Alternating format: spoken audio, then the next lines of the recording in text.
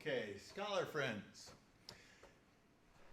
We're coming off of Herodotus, especially at book 3, where Darius, in conversation with these other 6 people, deciding on a sort of constitution, what should the Persian Empire look like, says that there's 3 types of governments. Darius has this great political maxim. There are 3 types of governments: monarchy, oligarchy, and democracy, power to the people. And he then, you have to pick one. The Romans, at apparently the same time, this is the grand tradition, is they're right 509 BC, 500 BC, right around the same time as Darius, is also thinking in terms of 3 types of government. But what the genius of the Romans is going to be to mix them into what we call the republican structure, with checks and balances and things like this. We're going to talk about that today.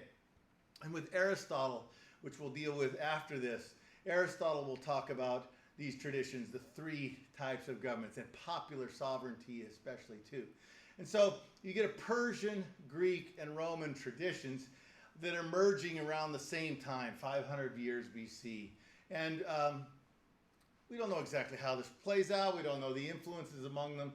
But that great moment of 3 types of governments, and what are you going to do with the 3 types of governments?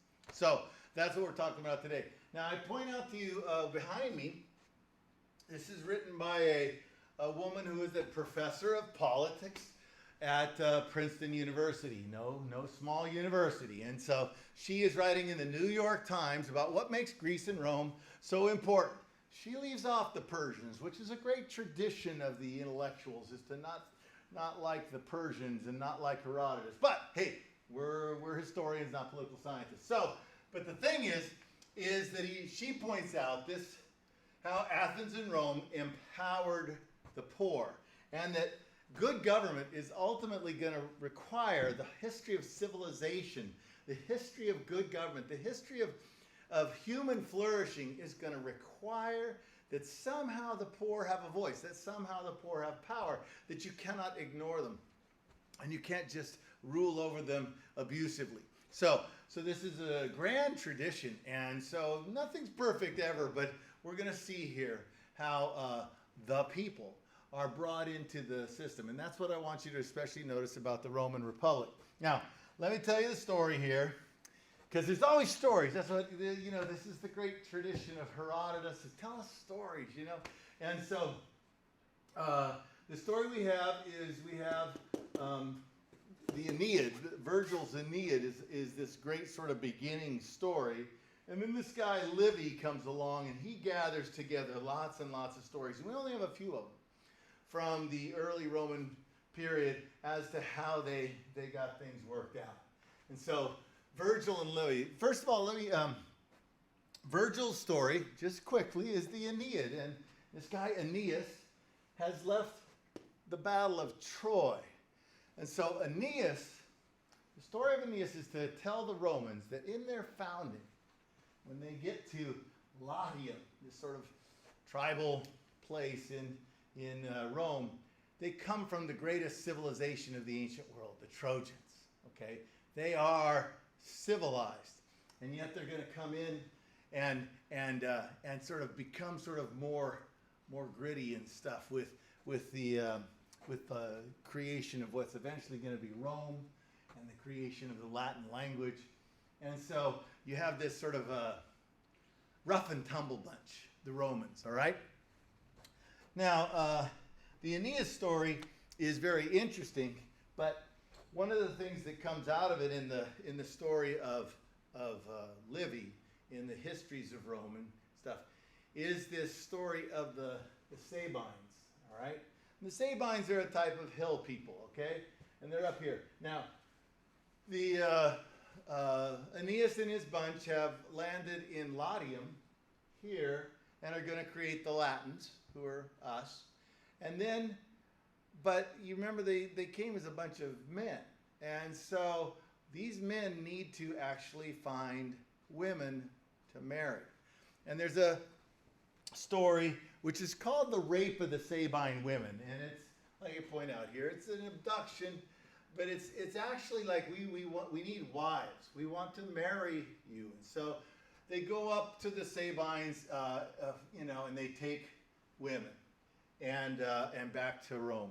And this, of course, really makes the fathers and the brothers of the women mad, and they eventually rally and come back to attack and get their women back, right? Well, okay, this is the great story, is this is a Sabine woman, and this is her brother, and she's saying, hey, stop, because he now is my husband, and we have created babies everywhere. And so there's a great tradition of that the Roman people are not ethnic. They're not an ethnos. They're not like the Greeks, who consider themselves Greeks and then everyone else is barbarians. Is actually the Romans consider themselves a blending of peoples right from the very beginning. This grand tradition of the Trojan civilized people, but at the same time, with this sort of hillbilly bunch, we're going to marry and create children. And so from here on out, like that term I used when I came in and called you scholar friends, very, very Latin terms. And the friends there, especially, we're going to see that develop through the course. Because the empire, by treaty and stuff like that, when you look at the wording, is held together by friendship. It's friendship. And this notion, friends, Romans, citizens, lend me your ears, that great statement in Shakespeare, So the thing is that this friendships and family are going to be so important, this blending of peoples. And so we're not an ethnos that sort of treats everyone as substandard to us. No, we're actually going to embrace people. In our Bible, this will appear extensively with Paul, and Paul claiming his citizenship. Paul has never been to Rome. Paul is a Jew, and yet Paul has citizenship.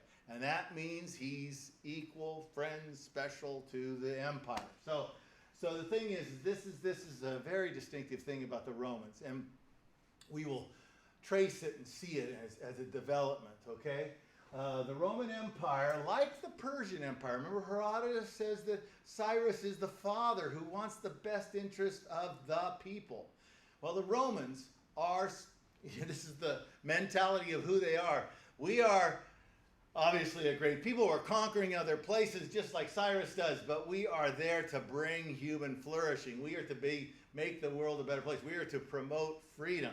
And we are not going to do some sort of ethnic sterilization, what's called eugenics, which is this Nazi idea of a master race or anything like that. We do not have that with the Romans. We don't have that with the Persians, okay? And so this is the model that's coming down to us. This is a 18th century history painting by David, and you get these great paintings. Isn't that fun, All right, so the real key then is for us to talk about how they create the SPQR. And this is what every Roman movie you see, and you go to Rome and you'll see it, SPQR and manhole covers and everything is SPQR. Senatus Populusque Romanus Pax. Okay, this is the Senate and the people, the Romans, all right? And it's sometimes worded differently, but the Senate and the people, que is the and of Rome. The Senate and the people of Rome, the Senate and the people who are the Romans. Notice here, there's only two there. There's, the Senate is the aristocracy, the people is the democracy. Where's the monarchy period? See, this is the great hold down that monarchy thing, all right? And the goal of us is to create Pax Romana, all right? Let me go back to this here again, this story. Wait, let's go on. Where to go? Here we are. This is the story out of Livy of Lucretia, and then especially the first of the Brutuses, the Brutii, okay? So what happens here is that Rome, as a city, this is a story after Rome is developed here, Romulus and Remus, is that they are conquered by the Etrurians, okay? And there is a king who is over the Romans, and he's over this whole region. And the Romans get upset at this story, and you're going to read the story there. It's the story of how Lucretia is raped by a Roman king.